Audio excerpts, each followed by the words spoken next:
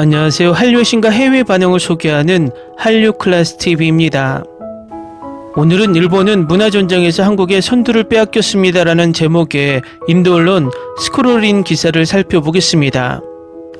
인도에서 한류가 지금 정점에 이르고 있는 상황에서 한류를 분석하는 기사가 가장 많이 올라오고 있는데, 이번에는 일본 문화가 한류 문화에 잠식되는 과정을 분석하고 있습니다.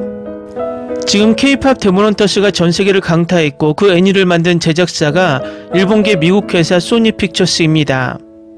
만약 K-POP보다 J-POP이 전세계 인기가 더 높았다면 이 영화의 제목은 J-POP 데모넌터스가 되었을 것입니다. 한국 극장에서 일본의 귀멸의 칼날이 500만 명이 넘었다고 엄청나게 일본 애니가 전세계를 호령하는 것으로 보이지만 아시아 일부 일본 오타쿠 문화에 빠진 국가들에서의 흥행일 뿐입니다.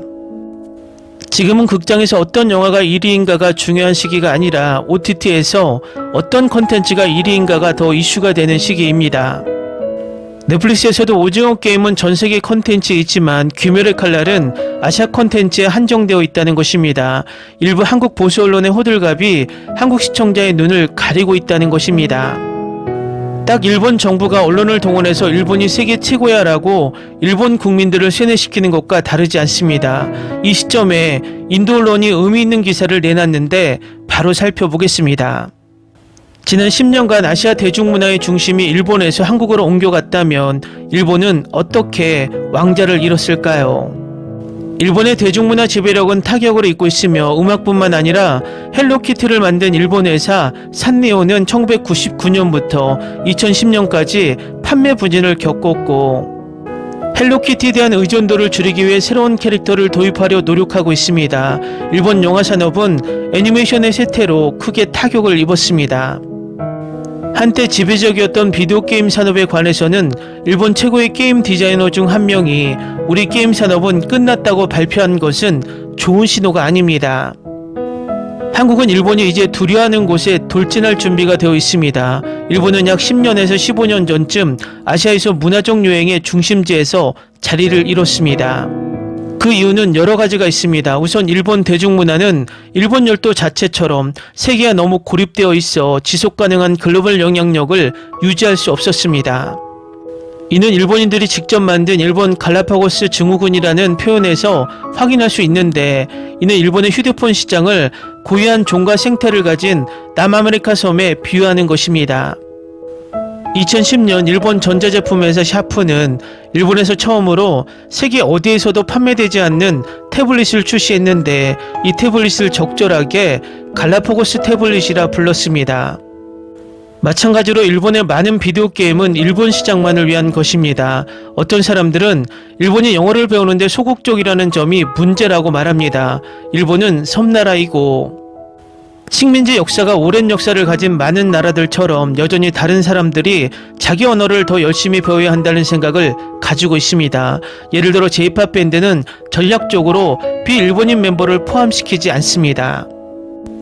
반면 대중문화평론가 이문원 씨와 같은 이들은 일본이 이미 충분히 큰 시장이며 한국보다 해외 수출에 덜 의존하고 있다고 지적합니다. 많은 일본 기업에게는 매우 비용이 많이 드는 해외 마케팅 캠페인에 큰 위험을 감수할 가치가 없습니다.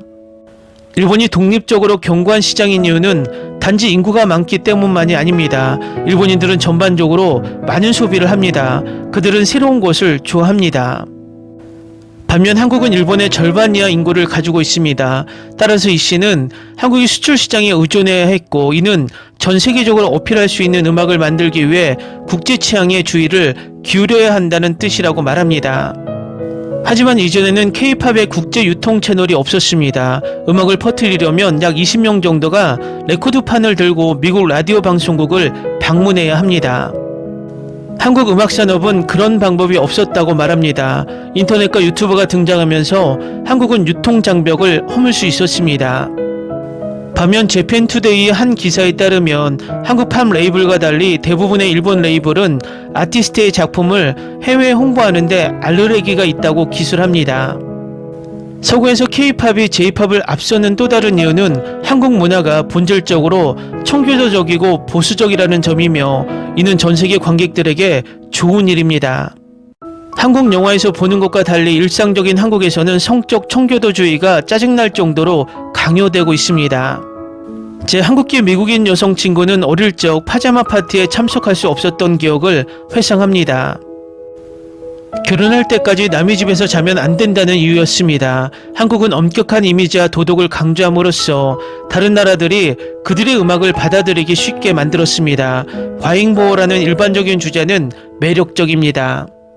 일본은 상황이 다릅니다. 역시 성적으로 억압되어 있지만 청교도적이지는 않습니다. 예를 들어 J-POP 걸그룹 AKB48은 멤버가 48명이라 이름 붙여졌습니다.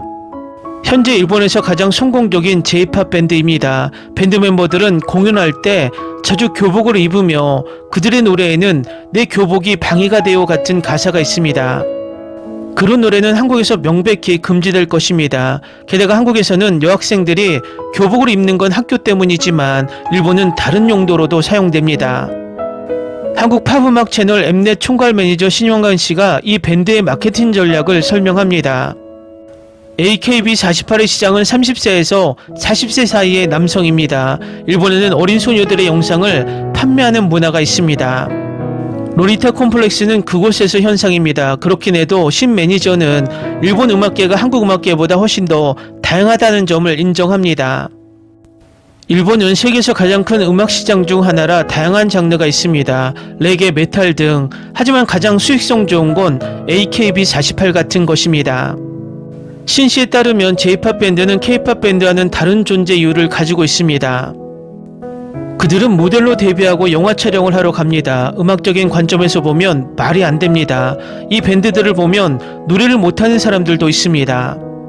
어떤 사람들은 춤을 출 수 있지만 대부분은 못합니다. 반면 한국은 매우 보수적이며 이는 사실 의식적인 K-POP 전략입니다.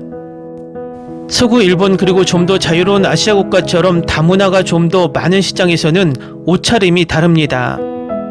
이문원 씨는 한국에서 브리트니 스피어스처럼 음란한 이미지를 가진 가수는 없다고 지적합니다.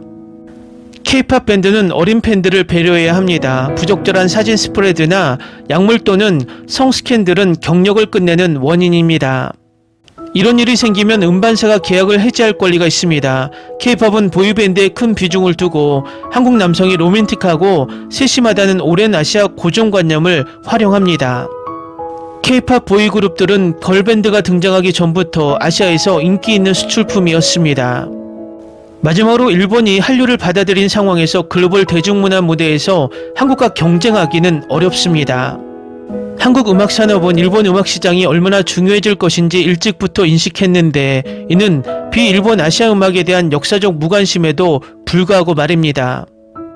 또한 이는 전세계 음악 판매량이 크게 감소한 점도 주목할 만한데 이는 부분적으로 불법 복제와 소비자가 한 달에 $10의 수천곡을 재생할 수 있게 하는 많은 음악 도구 서비스 덕분입니다. 일본 시장에서 성공의 핵심은 한국 밴드들이 일부 곡을 일본어로 녹음하는 것이었는데 경우에 따라 일본어로만 녹음하기도 합니다. 명백한 선택처럼 보이지만 한국을 제외한 다른 나라의 음악 산업은 일본과 자국의 언어적 영역에서 진지하게 맞서려는 노력을 하지 않습니다. 일본 음악 시장이 급성장하고 있었기 때문에 좋은 투자였습니다. 실제로 2012년에는 일본이 국내 CD와 온라인 음악 판매에서 미국을 앞섰습니다. 일본은 이 분야에서 440억 달러 규모의 매출을 기록했는데 이는 미국 인구의 3분의 1 조금 넘는 일본 인구를 고려하면 큰 성과입니다. 견고한 판매의 큰 이유 중 하나는 일본인들이 여전히 CD를 구매하기 때문입니다. CD 판매가 일본 음반 판매의 80%를 차지하며 2012년에는 디지털 음악 다운로드가 실제로 25% 감소했습니다. 빌보드 편집국장 빌 워드가 블룸버그와의 인터뷰에서 설명했듯이 일본인들은 포장을 좋아합니다. 일본 가게에서 작은 장신구를 사기만 해도 깔끔하게 포장되고 접어서 건네줘야 하니까요. 이런 종류의 CD 부클릿과 앨범 아트를 갖고 싶어 한다는 점에는 문화적인 면이 있다고 생각해요. 수년간 일본 시장을 연구해왔고 일본인들이 포장을 사랑하는 사람들이라고 누가 알았을까요? 이상하게도 이 상황은 솔직히 한국이 과거 일본의 식민지였다는 점이 도움이 되는 것 중 하나입니다. 한국인들은 일본의 사고방식을 이해합니다. 저는 제 조부모님과 일본 식민지 시절에 살았던 세대의 다른 분들이 선물부터 일상 도시락까지 모든 것을 깔끔하게 포장하는 일본 비단천인 후로시키로 물건을 포장했던 기억이 납니다. 한국인들은 CD를 포장할 때 후로시키의 변형을 사용하고 있습니다. 브라운 아이드 걸스의 클렌징 클림 앨범 CD에는 40페이지 분량의 사진집, 12페이지 달력, 멤버 서명이 인쇄된 4장의 엽서, 접힌 포스터가 모두 라벤더색 카드 케이스에 깔끔하게 포장되어 있으며 아마존 가격은 12,800엔에 판매됩니다. 빅뱅 스페셜 에디션 앨범은 무게가 1파운드가 조금 넘었고 100페이지 분량의 사진첩이 포함되어 있었습니다. 진짜 놀라운 점은 CD가 컴퓨터 DVD 드라이브처럼 열린다는 점입니다. 앨범을 평평하게 눕히고 버튼을 누르면 자동으로 미끄러지듯 열립니다. 이 모든 부가 자료를 합치면 CD는 약 7,000엔입니다. 보통 부가 요소가 적은 K-POP CD는 20달러에서 40달러 사이인데 여전히 꽤 비쌉니다. 그런데도 일본인들은 그것들을 엄청나게 삽니다. 일본 팝은 이제 아주 먼 기억처럼 느껴지는데 특히 일본인들이 자기 영역조차 포기한 듯 보입니다. 지난 3년간 K-POP 밴드는 일본 골든디스크 어워드에서 음악 판매량과 다운로드 부문, 주요 부문을 휩쓸어 왔습니다.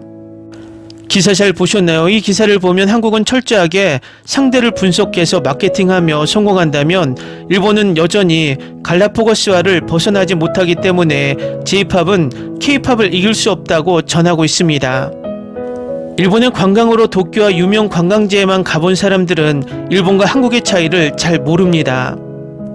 일본은 도시를 벗어나 조금만 외곽으로 빠지면 그냥 아날로그 그 자체입니다. 그들은 전통을 중시해서 변하지 않는 것이 아니라 변화가 두려워서 전통을 강조합니다. 또 국가는 부자지만 국민은 가난하다는 말처럼 변화를 하려고 해도 돈이 없기 때문에 매장을 바꾸지 못하며 100년, 200년 전통을 내세우고 자존심을 세우고 있습니다. 저는 우리나라 몇몇 일본 오타쿠들이 일본의 겉모습만 보고 무조건 그들을 동경만 하지 말고 기회가 된다면 일본의 도시 외곽을 직접 경험하고 그들의 본 모습을 보고 깨닫기를 바랄 뿐입니다. 그리고 우리의 K-POP은 이 지피지기를 잘했기 때문에 지금 J-POP을 넘어서다 못해 세계에서 명성을 떨치고 있는 것입니다. 재밌게 잘 보셨나요? 여러분의 구독, 좋아요, 댓글, 알림 설정은 영상 제작에 큰 힘이 됩니다. 이 영상을 보신 모든 분들 항상 대박 나시고 행복하시길 바랍니다.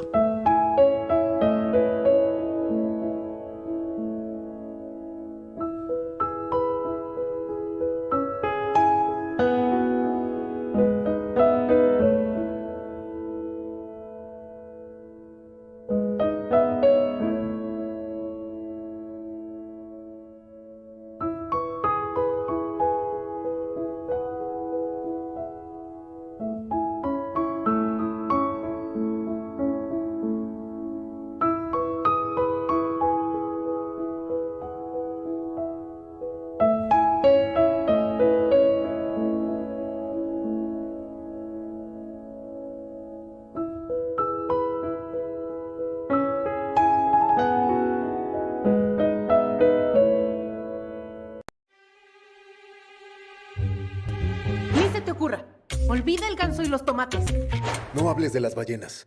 No es un acuario. No actúes como tonta. Que eras una genio. ¿Sí? No vayas a presumir, a la gente no le gusta eso. Y no digas cosas sin sentido. Y bueno, ¿terminamos? Hasta pronto. Abogada, tengo mucha curiosidad por conocerla.